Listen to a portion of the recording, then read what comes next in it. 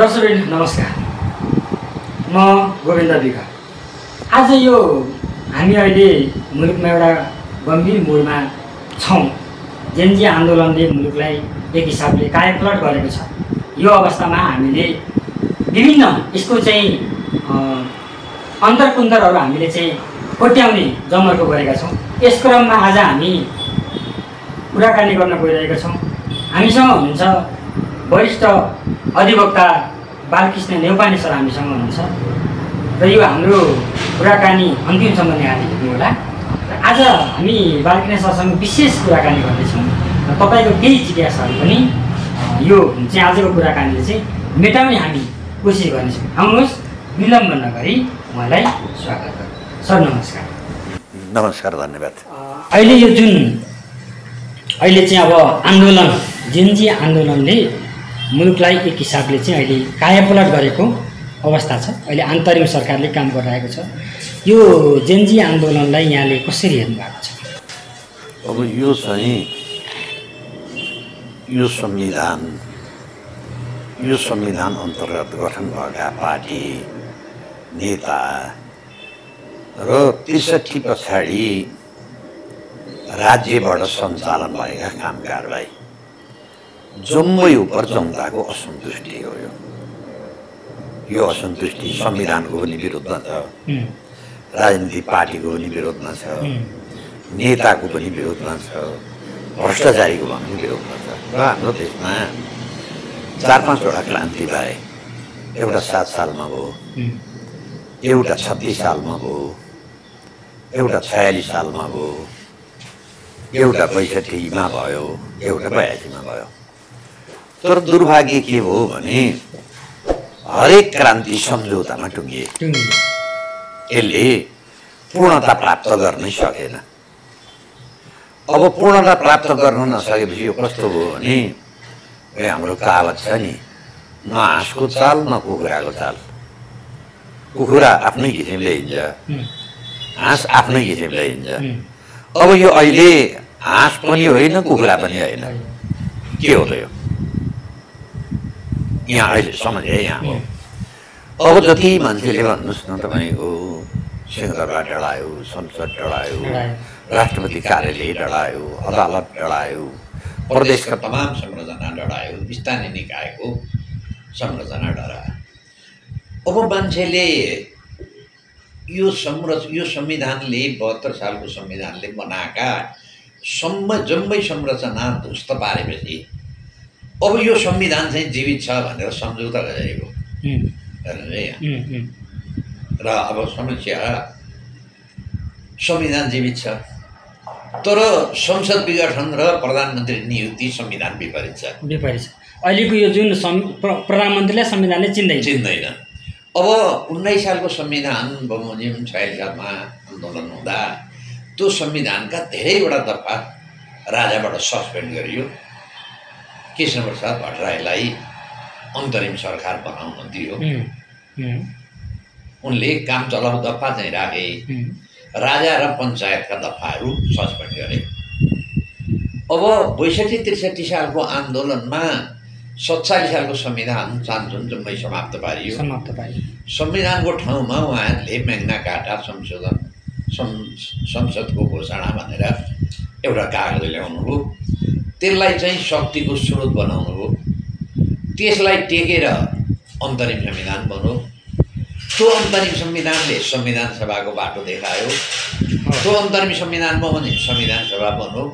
संविधान सभा बनेर संविधान बनायो। त्यो एउटा बाटो थियो। अब अहिले चाहिँ के गरियो भने संविधान जीवित छ, संसद विघटनको, तर जीवित संविधान विपरीत काम भयो। अब अहिले एकछिनलाई मानौँ रामचन्द्र पौडेल राष्ट्रपति, उहाँले यसरी प्रधानमन्त्री नियुक्ति गर्ने यो संविधानले अधिकार दिन्छ। उहाँ राजा त होइन, राजाको अधिकार त उहाँलाई प्राप्त छैन। हिजै भन्नुहोस् न, शेरबहादुर देउपाले विघटन गरेको संसद राजाले पुनर्बहाली गरे। त्यतिखेर संविधान बमोजिम हेर्ने हो भने त्यो पनि गलत थियो। राजाले कुन दफाले चाहिँ 27 सालको संविधानमा विघटन गरेको तपाईँको संसद पुनर्बहाली हुँदैन त। अब अहिले चाहिँ यो सरकारको गठन चाहिँ संविधानको धारा 61 मा हुने बन्यो है।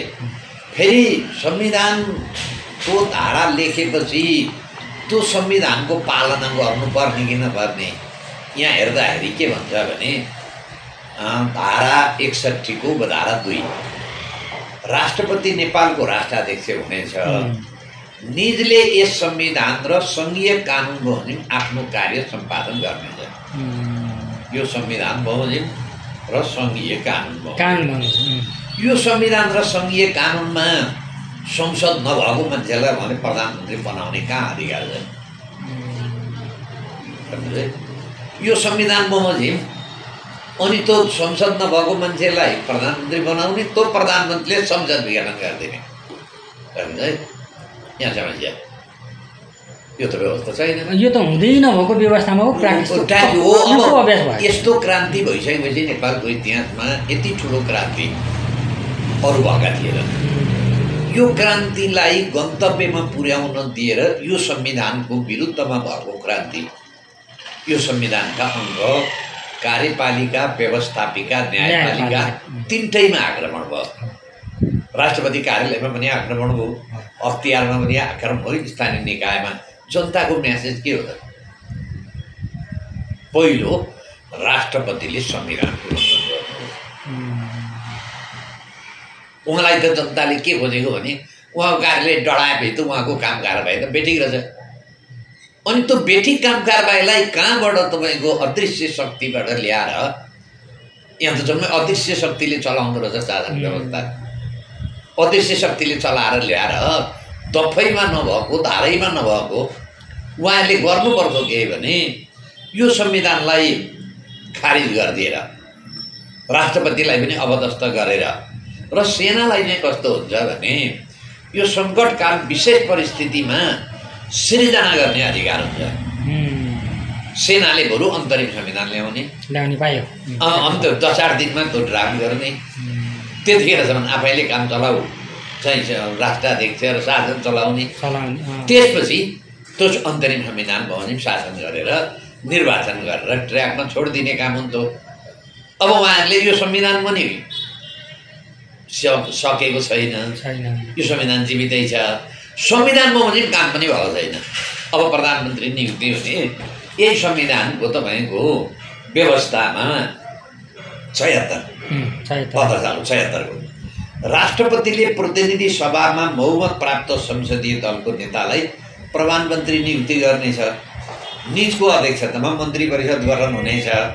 उपधारा 1/2 मा प्रतिनिधि सभामा कुनै दलले स्पष्ट बहुमत नरहेको अवस्थामा प्रतिनिधि सभाका प्रतिनिधित्व गर्ने 2 वा 2 भन्दा बढी दलको समर्थनवालालाई दिनुपर्छ। हो त सुशीला कार्कीजी प्रतिनिधि सभाको सदस्य होइन, कसरी मन्त्री बनाउनु? अब यहाँ छ नि सर, यसमा चाहिँ जस्तै राष्ट्रपतिलाई चाहिँ विशेष परिस्थितिमा चाहिँ संरक्षणको अधिकार हुन्छ भने यो संविधानले त्यो संरक्षणको अधिकार चाहिँ दिएको छैन। त्यो यो संविधान बमोजिम संरक्षण गर्ने तपाईँले राजालाई भने भए हुन्थ्यो। यो अधिकार राजा भएका भए राजालाई ठिक छ, अब शिष्ट अधिकार हुन्छ। यो अधिकार सेनालाई भनेको भए हुन्थ्यो, तर राष्ट्रपतिले त छैन अधिकार। धारा 61 ले पनि यो संविधान उल्लङ्घन गर्न उहाँले पाउनुहुन्न। ऊ त संविधान उल्लङ्घन गरे बापत कारबाही गर्नुपर्ने मान्छे हो। अनि धारा 76 ले पनि प्रधानमन्त्री संसद नभएको मान्छेलाई प्रधानमन्त्री नियुक्ति राष्ट्रपतिले गर्न सक्नुहुन्न। चुनाव भएको छ त छैन? चुनाव त भएको छैन। अनि जब क्रान्तिबाट चाहिँ तपाईँको आन्दोलनबाट सरकार बनेको हो भनेदेखि त यसलाई जम्मै विस्थापित गर्नु पऱ्यो। हेर्नु चाहिँ यहाँ यो नमिलेको कुरा, यसलाई कहाँको सम्झौता, कोसित सम्झौता गरियो। अब अर्को केही मान्छेको अहिले एनजिओको माग के हो भने एउटा भ्रष्टाचार नियन्त्रण, एउटा सुशासन, एउटा प्रत्यक्ष निर्वाचित प्रधानमन्त्री, अर्को सङ्घीयता खारेज। अहिले प्रतिनिधि सभा विघटन भयो, सङ्घ त चालु नै छ।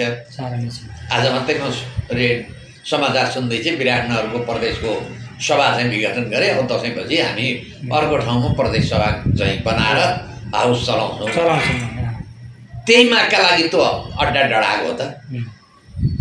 केन्द्रको सङ्घको चाहिँ संसद खारिज गर्ने, प्रदेशको चाहिँ जीवितै राख्ने हेर्नुहोस् है। यहाँ अब भोलि अप्ठ्यारो के हुन्छ, अब चुनाव गर्दाखेरि प्रदेशको चुनाव गर्नु चाहिँ गर्नु न, फागुन 21 गते सङ्घको मात्रै चुनाव गर्नुहुन्छ, प्रदेशको त जीवितै छन्। अनि प्रदेशको जीवित छ र सङ्घको चुनाव गरेर के हुन्छ र अहिले फेरि धेरैलाई भ्रम सिर्जना भएको छ।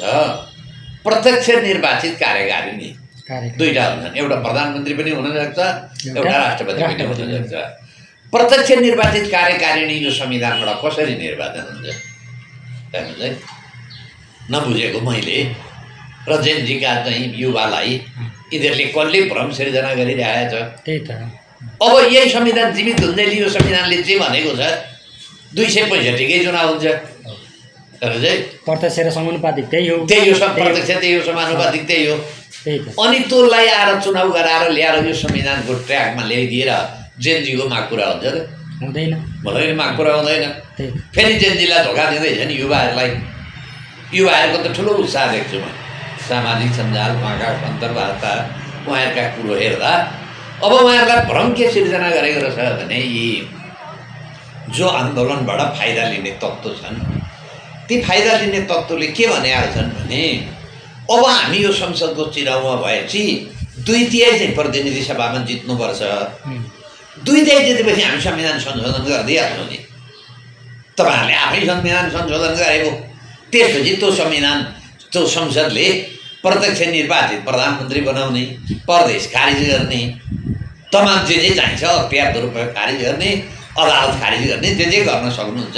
यो संविधानमा नमिलेका के कुरा छन् त्यो निर्वाचित चाहिँ तपाईँको संसदले गर्छ भन्ने एउटा भ्रम सिर्जना गरिएको रहेछ। तर त्यो कुरा त हेर्नुहोस् है। अब त्यो भ्रम सिर्जना गरेको कस्तो हो भने अब अहिले बजारमा हेरौँ न, काङ्ग्रेस र एमालेको 2/3 थियो प्रतिनिधि सभामा। उहाँहरू सरकार बनाउँदाखेरि हामी चाहिँ संविधान संशोधन गर्छौँ भनेर सरकार बनाउनु हो। संविधान संशोधन गर्न सक्नुभयो? किन सक्नु भएन भने राष्ट्रिय सभामा माओवादीको बहुमत छ। यो संविधान संशोधन त प्रतिनिधि सभाले मात्रै हुँदैन, राष्ट्रिय सभा पनि त्यतिले पनि हुँदैन। 7वटा प्रदेशमध्ये 4वटा प्रदेशले पास गर्नुपर्छ, बल्ल त्यो संशोधन हुन्छ। यो संविधान संशोधन हुनु भनेको 8औं आश्चर्य हो। अब म यो संविधान संशोधनका के छन् त अहिले जेनजी युवाहरूलाई भ्रम सिर्जना गरेको म देखिरहेको छु। भनेपछि सर यो काङ्ग्रेस र एमाले संविधान संशोधन गर्छु भनेर बनाएको गठबन्धन नै त्यसो भन्ने त भ्रम पो रहेछ। त्यतिखेर पनि त सत्य होइन। त्यो उसले आफैले भनेर कहिले संविधान संशोधन गर्ने भन्दा 76मा भन्नु नि। किन हाम्रो निर्वाचन प्रणाली बहुमत प्राप्त नहुने निर्वाचन प्रणाली छ। बहुमत प्राप्त नहुने निर्वाचन प्रणाली भएका बेलामा जेनजीले पनि बहुमत पाउँदैन। मानौँ न जेनजीको पार्टी आयो, जेनजी पार्टी आयो मानौँ, त्यसले बहुमत प्राप्त गर्दैन। अब त्यसले पनि धन्दा गर्नु पर्यो। उही प्रचण्ड र केपी शर्मा ओलीको धन्दा, जे धन्दा गरेको छ त्यही धन्दा गर्नु पर्यो। भनेपछि यो जेनजी पुस्तालाई अथवा परिवर्तन गर्न चाहना भएका युवालाई किन धोका दिँदैछौँ हामी? साँचो कुरो किन बोल्दैछौँ? अब संविधान संशोधनको ती युवाले पनि हेरे हुन्छ। यो संविधान 72 सालको संविधानको धारा 274 नेपालको सार्वभौम सत्ता, भौगोलिक अखण्डता, स्वाधीनता र जनतामा निहित सार्वभौम सत्ताको प्रतिकूल हुने गरी यो संविधान संशोधन गर्न पाइने छैन। उपदफा 1मा यो उपधारा 2मा उपधारा 1मा यो संविधानका अन्य धाराको अधीनमा रही यस संविधानको कुनै धारालाई संशोधन वा खारिज गर्ने विधेयक संघीय संसदको कुनै पनि सदनमा पेश गर्न सकिनेछ। अहिले त राष्ट्रिय सभाको त चुनाव हुँदैन, राष्ट्रिय सभाको त छुट्टै निर्वाचन प्रणाली छ, बहुमत माओवादीको छ है, संशोधन गरिने छैन। यही 274 को उपधारा 3मा उपधारा 2 बमोजिम पेश भएको विधेयक सम्बन्धित सदनमा प्रस्तुत भएको 30 दिनभित्र सर्वसाधारण जनताको जानकारीको लागि सार्वजनिक रूपमा प्रकाशित गर्नुपर्ने छ भयो। अब उपधारा 2 बमोजिम पेश भएको विधेयक कुनै प्रदेशको सिमानामा परिवर्तन वा अनुसूची 6मा उल्लेखित विषयसँग सम्बन्धित भएमा सम्बन्धित अनुसूची 6 सँग के सम्बन्धित छ भन्दाखेरि अनुसूची 6 मा चाहिँ यो प्रदेशसँग सम्बन्धित छ। प्रदेश खारिज गर्ने चाहिँ अनुसूची 6 मा कहाँ छ भने दफा अनुसूची 6 को अध्याय 10 मा प्रदेश सभा र प्रदेश मन्त्री परिषद सम्बन्धी। यहाँ त यो अहिले जेनजीले 2/3 जितेर ल्याए अनि संविधान संशोधन विधेयक पेश गरेर त्यहाँ लेखे प्रदेश खारिज गर्ने भनेपछि प्रदेशसँग सम्बन्धित भयो नि। अब प्रदेशसँग सम्बन्धित भएपछि यो विधेयक चाहिँ संविधान संशोधन विधेयक प्रदेशमा पठाउनु पर्छ। हेर्नुहोस् है, यहाँ अनुसूची 6 मा उल्लेखित विषयसँग सम्बन्धित भएमा त्यस्तो विधेयक सङ्घीय संसदमा प्रस्तुत भएको 30 दिनभित्र सम्बन्धित सदनको सभामुख वा अध्यक्षले सहमतिको लागि प्रदेशमा पठाउनु पर्नेछ।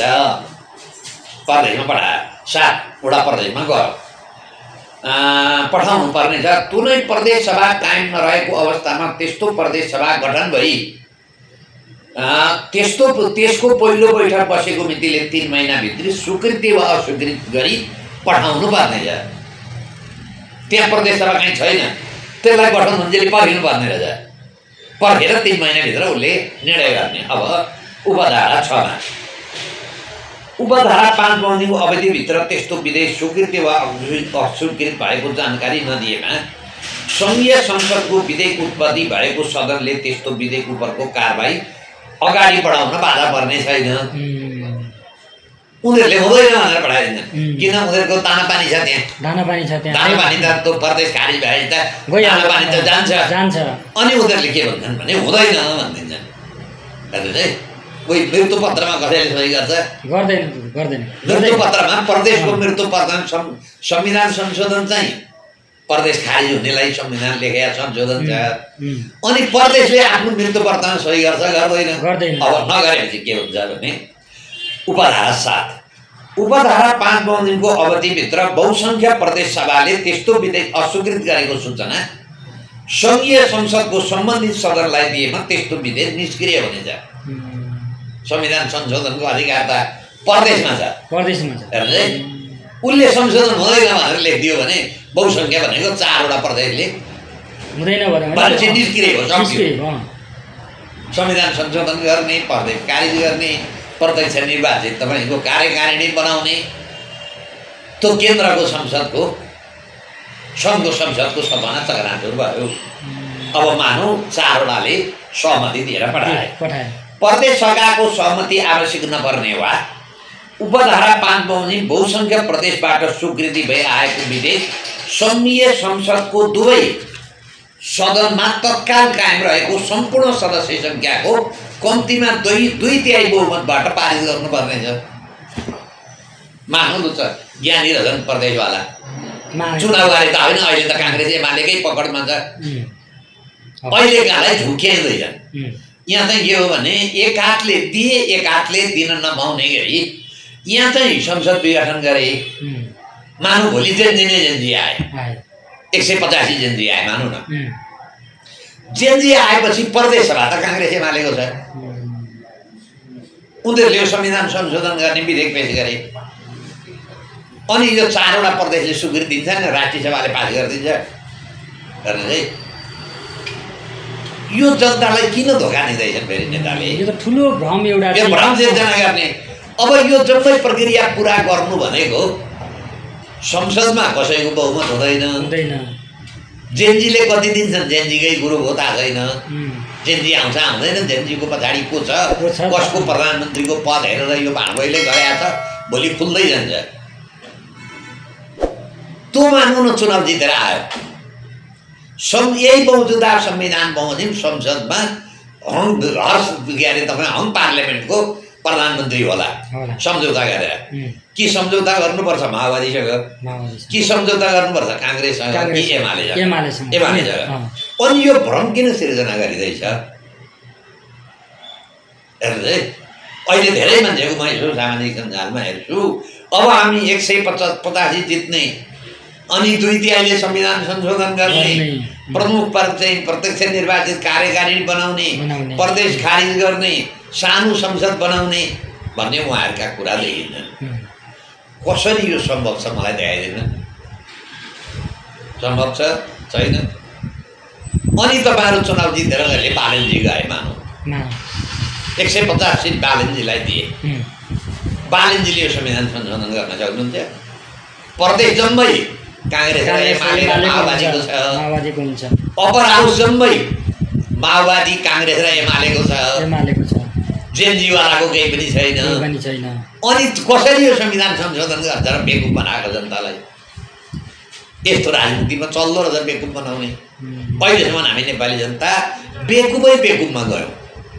7 सालमा पनि हामीहरूलाई बेकुफ बनाए, तपाईँको 46 सालमा पनि बेकुफ बनाए, 62-63 सालमा प्रचण्डले 17,000 मार्दा यो संसदीय व्यवस्थाको विरुद्ध जरैदेखि उखेलेर पार्नु भने, अनि त्यसलाई व्याख्या गर्दा उनले के भने संसदीय व्यवस्था भनेको खसीको टाउको राखेर कुकुरको मासु भने ओहो।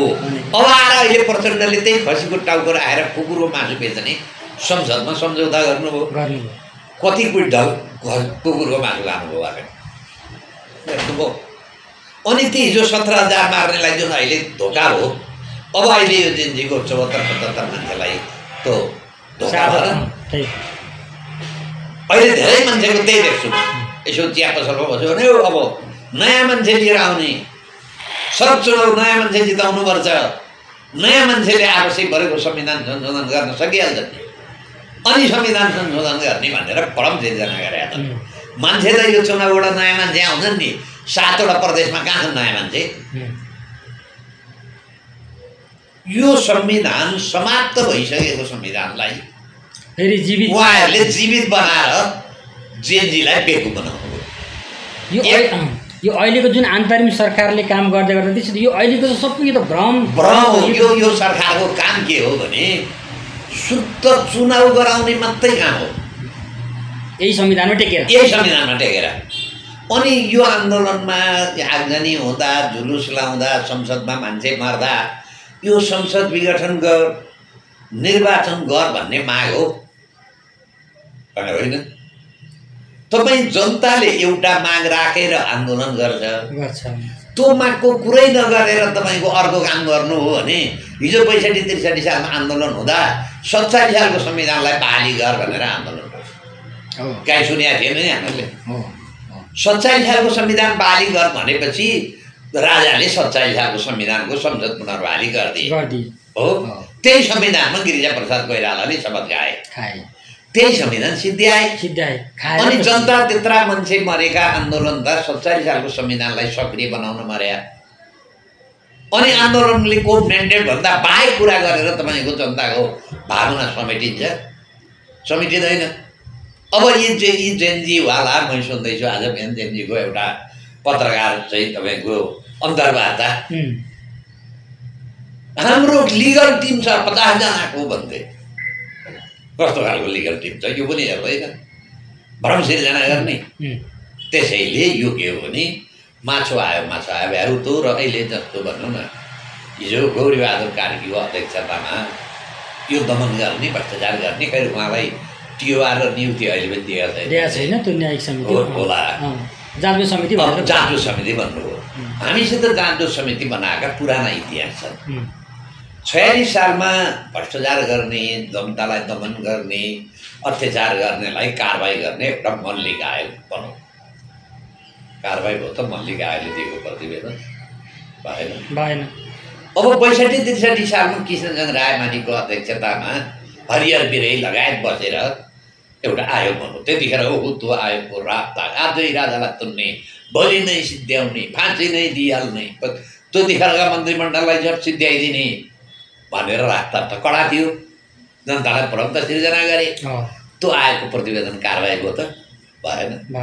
अब यो गौरीबहादुर आयोगको प्रतिवेदनलाई 3 महिनामा एउटा एक थान प्रतिवेदन दिनुहुन्छ उहाँले।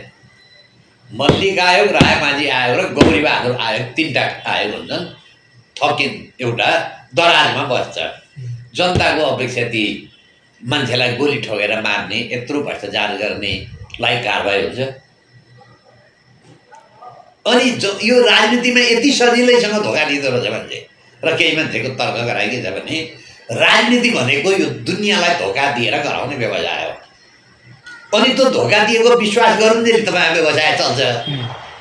विश्वास गरेपछि त्यो विश्वास गर्न छोडे यसले तपाईँलाई झुटो कुरो गर है भन्ने थाहा पाएपछि त्यो पुरानो जेनेरेसन बाहिर निस्किन्छ अरे फेरि त्यो अर्को नयाँ जेनेरेसन तयार भएर आएको हुन्छ त्यसले विश्वास गर्छ अनि 2-4-5 वर्षपछि त्यसले विश्वास गर्छ फेरि त्यो क्रम चल्दै आउँछ पानी बगे जस्तै भनेपछि फेरि राजनीतिमा जनताले धोका दिए र अहिले मानौँ न ल अहिले उहाँलाई कारबाही गर्न चाहने हो भने मान्छे मारे उप प्रहरीले सिधा ताकी गोली टाउका र छातीमा हाने उप कुनै आयोगको प्रतिवेदन चाहिँदैन।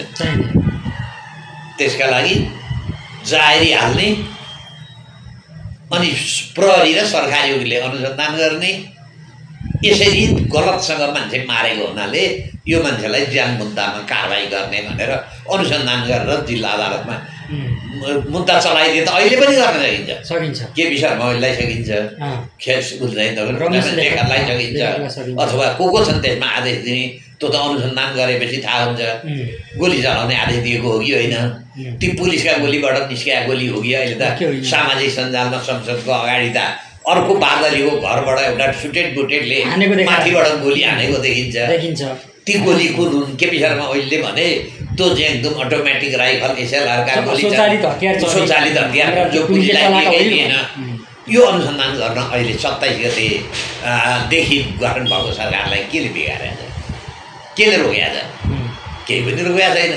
यो के हो भने जनतालाई बेवकुफ बनाउनु जेनजी बेवकुफ भए हामी नेपाली जनताले बेवकुफ परिवर्तन त ठुलो खोजेको अपेक्षा हो। जन्मै चाहिँ गिरीबन्धु खाने पनि जेल जाओस् वाइट बडी खाने पनि जेल जाओस् तपाईँको चाहिँ के अरे यो भुटानी नक्कली शरणार्थीलाई लाने पनि जेल जाओस् सरकारी ठगवाला सब जेल जाओस् भन्ने अपेक्षा हो।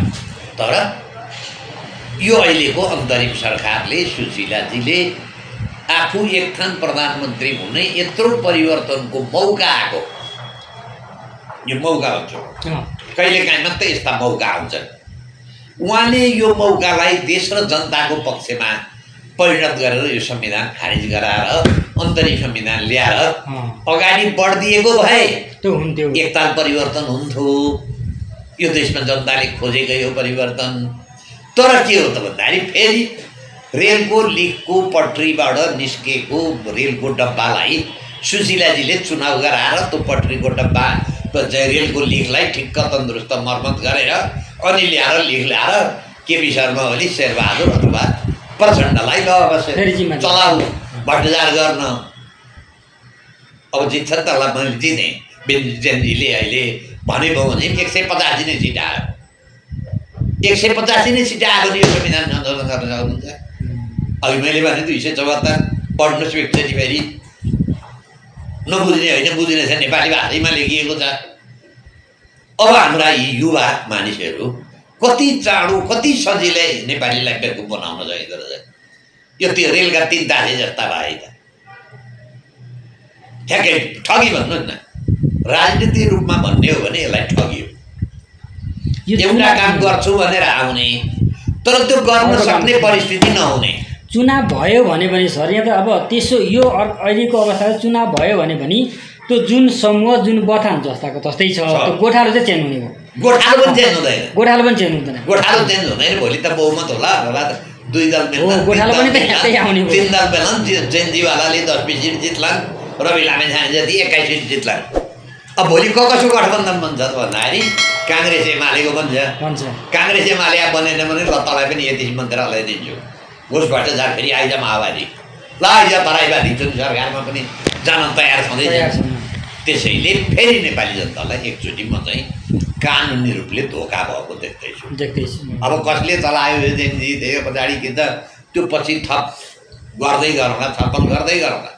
कानुनी रूपमा हेर्दा यो जम्मै काम गैर कानुनी पुरै गैर कानुनी किन प्रधानमन्त्री पनि यो संविधान हुन्जेली संसद बाहिरबाट आउँदैन अनि संसद बाहिरबाट मान्छेलाई ल्याएर प्रधानमन्त्री गराउन पनि सक्दैन संविधानमा नभएको कुरो।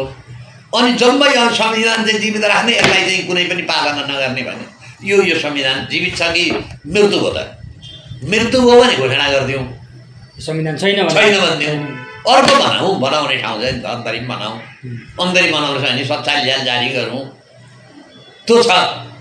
त्यसमा त सङ्घीय धर्मनिरपेक्ष त्यो भ्रष्टाचार त थिएन।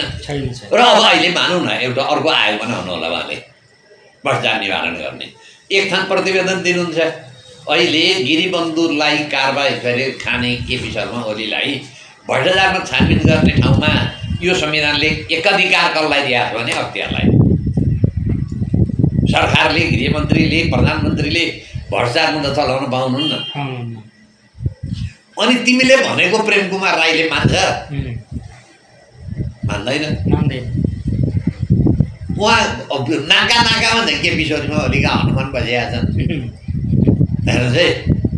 अनि यो के हो? यो केटाकेटी खेल हो कि जनतालाई धोका हो कि? केही थाहा नभयो। अहिले सामाजिक रूपमा खालखालका बारबारा फाउन्डेसनदेखि लिएर 50वटा कुरा आएका छन्। आज आउँदा त बारबारा यो चाहिँ बेलायतकी महारानी आउँदा पत्रकारको रूपमा अमेरिकाबाट आएकी रहेछन्। अनि राजाका छोरा वसुन्धरासँग लभ गरेर यता बसेकी रहेछन्। तिनलाई मैले पनि भेटेको छु।